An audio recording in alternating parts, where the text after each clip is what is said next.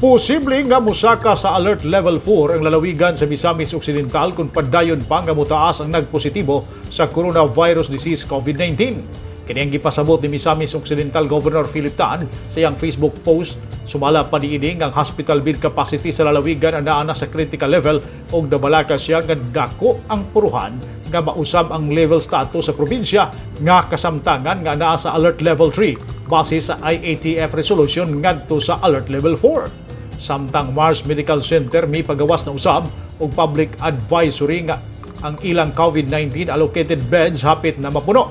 Tungod nini, mga admission nga mga COVID patients sa nasangpit kitambalanan kadto na lang moderate ngadto sa severe cases ang ilang pagadawaton. Samtang nagbutang na usab ang Mars Medical Center og ER flow lane hotline numbers sa dili pa ibiyahe ang mga pasyente padulong sa hospital aron masiguro nga adunay bakante nga kapahimutangan. Samtang nanawagan usab ang pamunuan sa hospital ngadto sa LGUs o Municipal Health Office nga pick upon ang ilang mga discharge ng mga pasyente sulod sa 12 ka oras aron malikayan nga maghuot sa tambalanan. Alang sa Newsline Philippines, Natalie Batolino, stay safe.